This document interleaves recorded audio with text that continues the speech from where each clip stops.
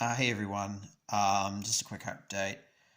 I've been, I stored a lot of those videos on my phone, um, and I just recently, I got a bit bored yesterday and I was like, I'll upload these, and just to see what the reaction was, and it was quite surprised. Like, I got quite a few, videos and quite a few people liked and subscribed, so that's kind of crazy.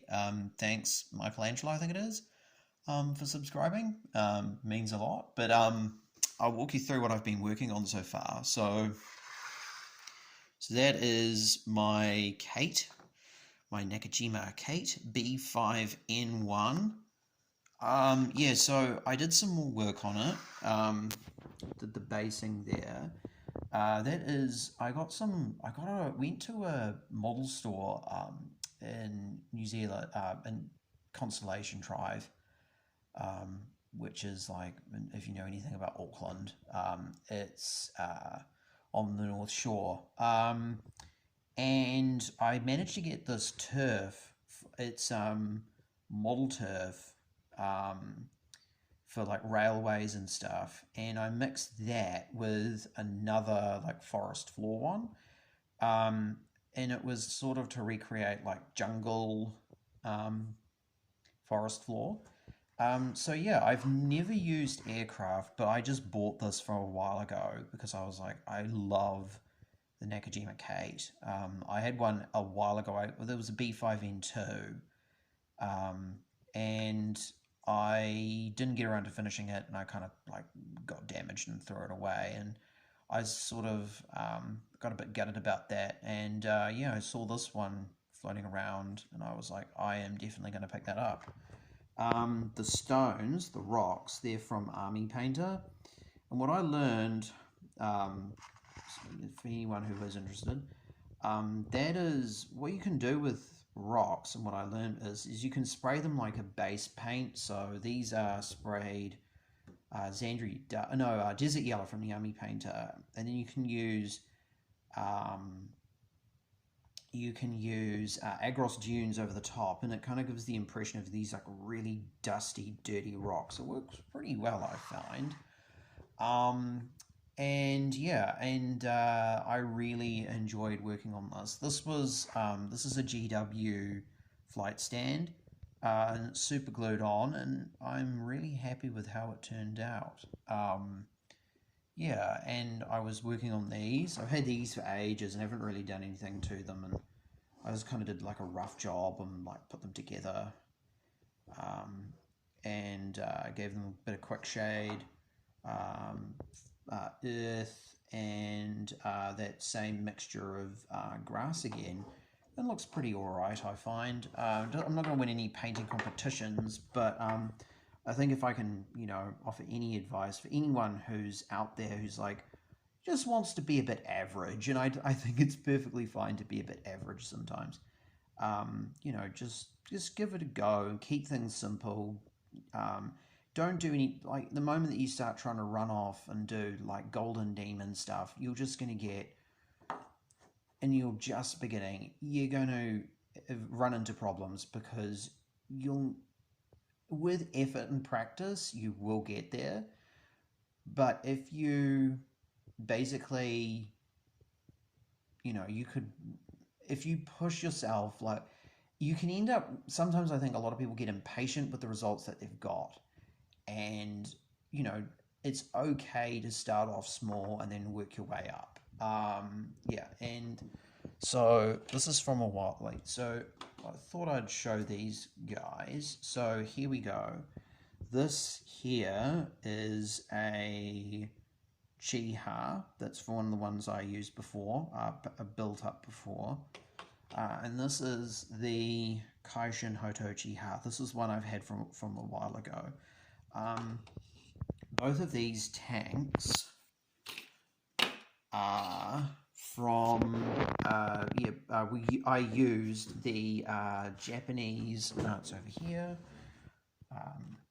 Japanese early war Ming set. So I used. That's this one here. That's the one I used. That one there. which I believe is Japanese. Whoa, whoops. Is Japanese. I think it's Gun Barrel Khaki Drab. And it worked really, really well. If I was to say, kind of like to draw a couple of comparisons, this is very, very similar to Desert Yellow from the Army Painter, or Desert Yellow, or or I think it's Desert Yellow from Vallejo. Very, very similar. It works really well. The thing is, what I found with this paint is you will need to put on multiple thin coats. Yeah, you will. And I would suggest, speaking from experience, a couple of thin coats of the yellow, and then leave it to dry, and then keep layering up the greens and browns. It's quite a watery paint, but it works out pretty okay. You could probably get effective results if you throw it in an airbrush. I don't know if I would try that. I've had mixed results with Vallejo. I think that's just because I normally use Tamiya acrylics. And I think it was like a bad reaction, because Tamiya paint is a very different monster to Vallejo paints in terms of how you thin them. And I've also kind of got some sad news too. This is Model Master, and I was talking to the guy at the store in Constellation Hobbies, and he said that they've unfortunately discontinued that range, which is quite sad, because their paint I've found has been pretty good. So that's kind of a shame. But yeah, sorry, back to the tanks. I just thought I'd bring that up, because in one of those videos in the past I mentioned that I would recommend those paints, and I still do. If you can find them, they're definitely worth picking up. The gunmetal I think is superb.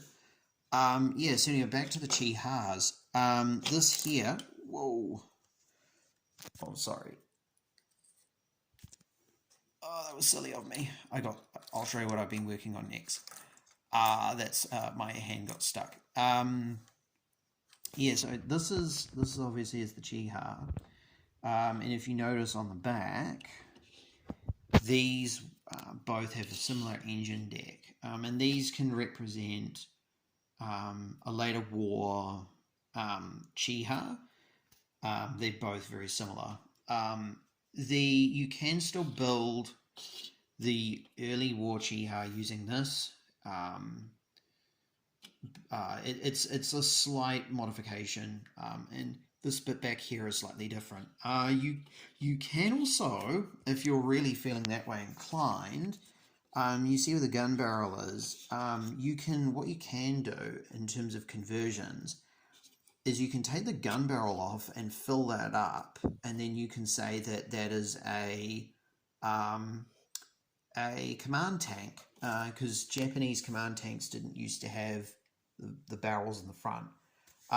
So here's some other stuff I've been working on. So this is why my hand, so these guys are still drying. These guys have been quick shaded. This is a lunge mine, which is basically a guy who runs up to a tank and just stabs it with a bloody big mine on the end. They're quite nasty. They will pop a tank, do some damage. And I got this as well. I've had him for a while, and I just finally decided that I would finish him off. A bit of laziness, and fortunately we're not in lockdown, but we're in a new system at the moment called the traffic light system. So there's still, the residual, people have picked up hobbies and stuff, and, I've picked up bolt action again, so that's what I'm going to keep doing. The other thing, I have actually started, this is a bit of a ramble, I've actually started playing games, and I've had a couple of introductory games. Me and a friend, I think we got quite a few rules wrong. I think we got quite a few things right. But it was all in good fun though. And I'm no Hollywood Wargamer. He's a fantastic channel. And I'm not trying to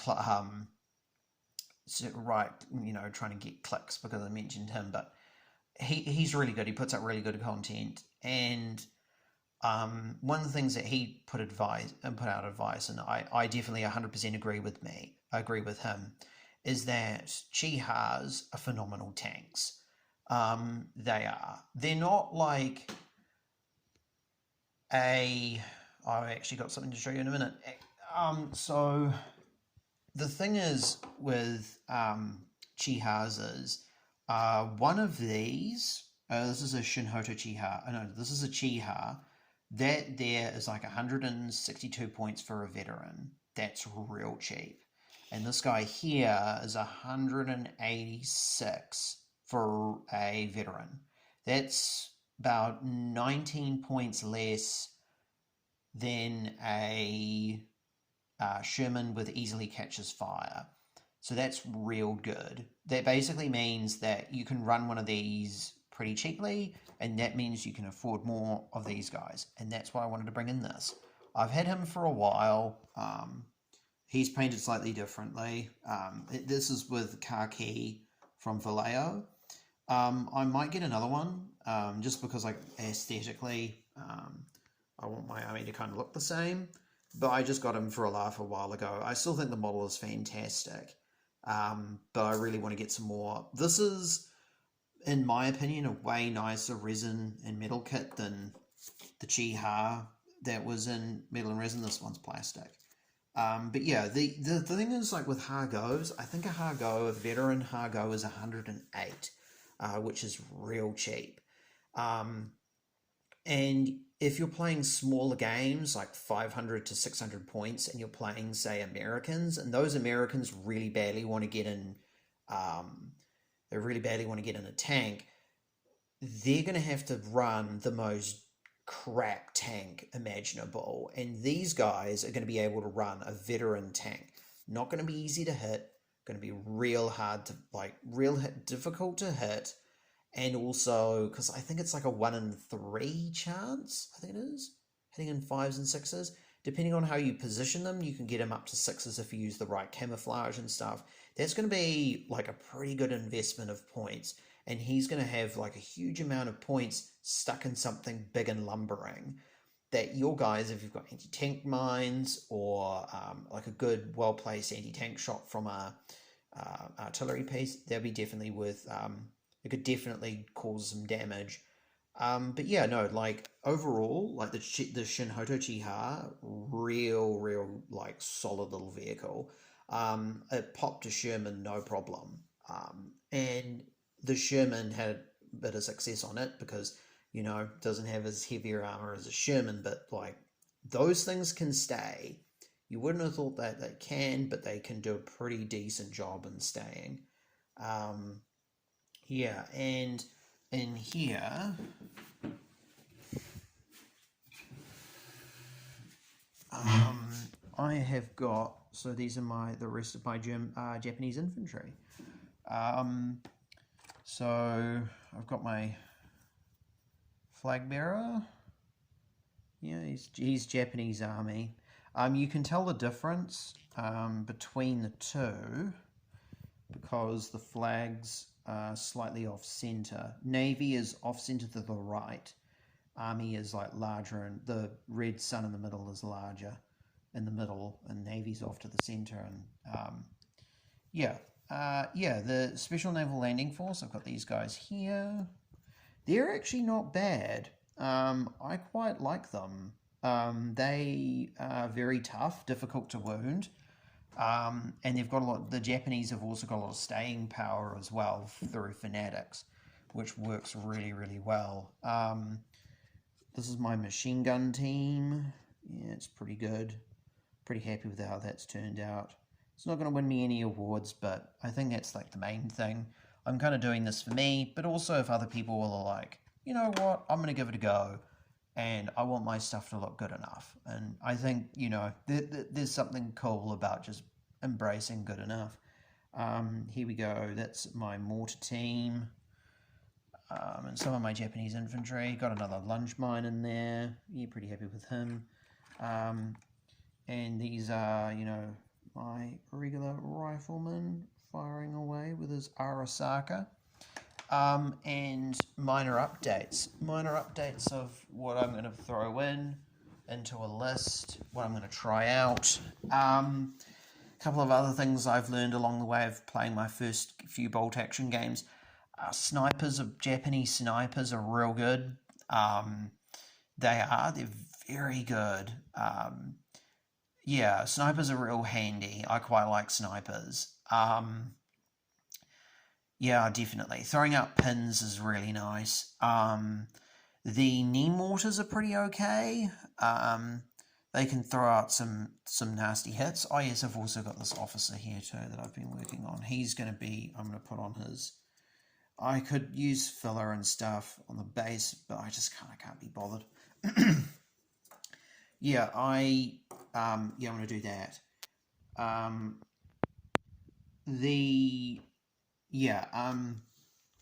The other things, I'm pretty happy with how he's turned out.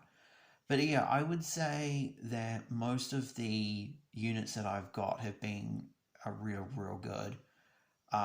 The knee mortars are pretty handy. Light machine guns, yeah, I can kind of understand why people are a bit lukewarm on them. I think there's like 30 points in a light machine gun, and you could definitely run like another 3 guys for the same price according to Battle Scribe.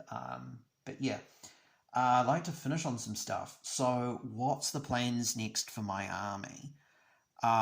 So I said before in a video earlier, and this is a bit naughty of me, I said in a video before that I was going to get some more 1/72 scale aircraft, and that is kind of going to be a lie.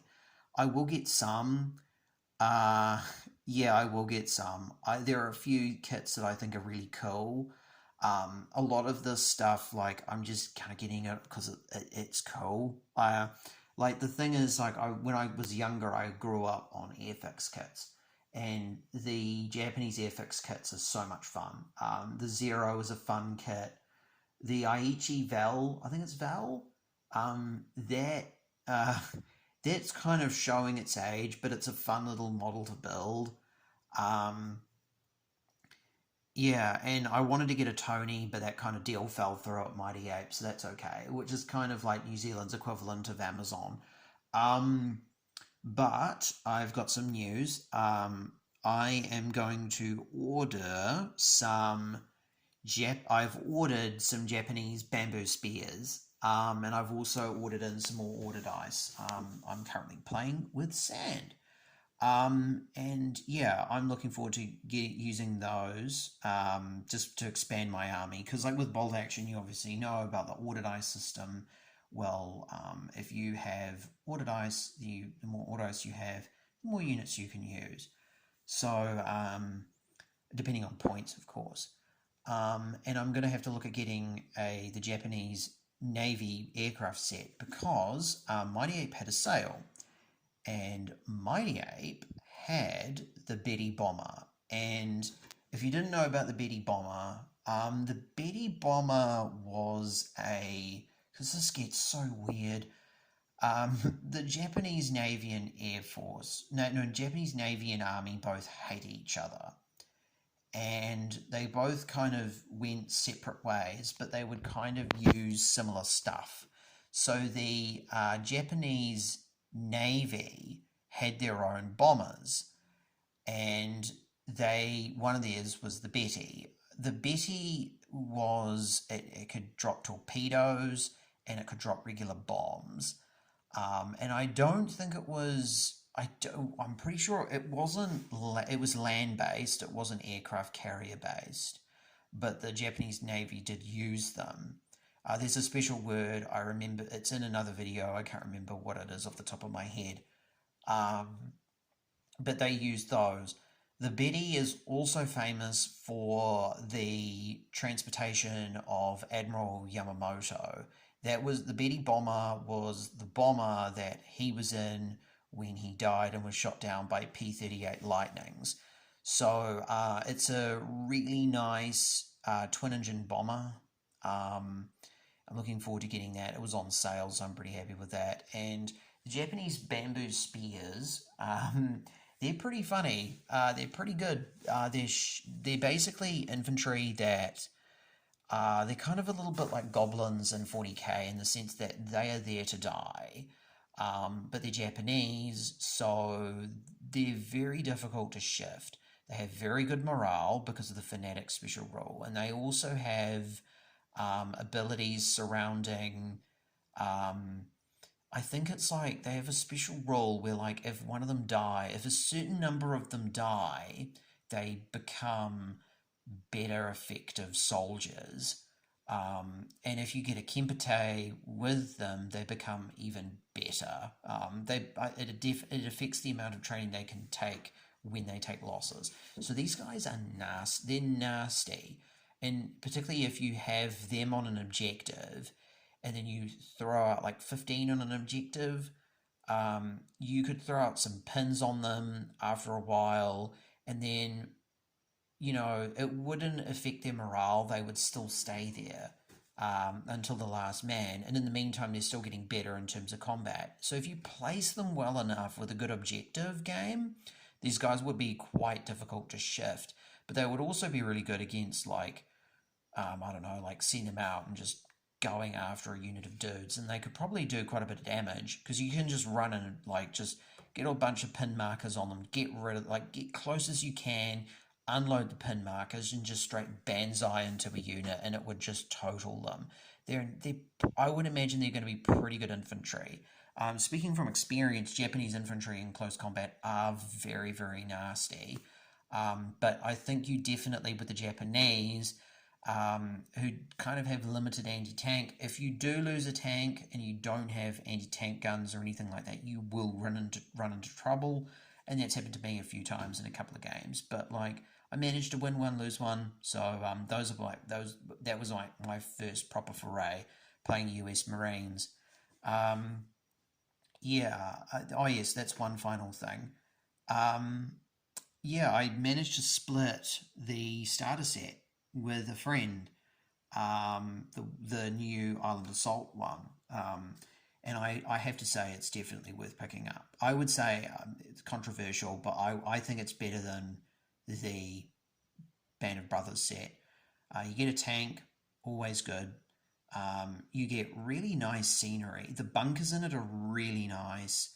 The flick through guide, really nice. The mini rulebook is so much better than the old one. And yeah, and the models again phenomenal, easy to put together, and I think it's a really cool collection of stuff. I think it's slightly more expensive, but I think it's definitely worth it. And I just got it before it went up in price as well, so I can't complain about that. So, yeah, enough rambling for today. Yeah, I just wanted to say this is what I've done so far. I'm pretty happy with what I've done. And thank you all for subscribing. Please like and subscribe. What a crazy thing to say. But yeah, no, keep safe out there. Modeling, I think, is really good for your mental health. And particularly when we're dealing with like COVID and isolation, I think it's really good to get into something that's healthy, like painting models, because it's constructive, it's not destructive, and it's something that you can be proud of. Doing something like this is definitely, for me anyways, therapeutic. Oh yeah, by the way, I'm watching Apocalypse in the background. That's a World War II series on Disney Plus. It's pretty good. I would recommend it. Helped me get through university. But yeah, no, I would suggest, yeah, modeling is really good, and it's very healthy. And yeah, if you're out there and doing it tough or whatever, if you come across something like this, just definitely just find something like this that's constructive, and you'll definitely feel a lot better for it. So keep safe out there, guys. Thanks to all the shout out from Michelangelo Karen, I think it is. Yeah, yeah, it was very nice of you to do that. But yeah, no, I just wanted to say thank you. Have a good night, and I will see you later, and hopefully with a Betty, and hopefully with some bamboo spears. So, sure, guys, I'll catch you later. Bye.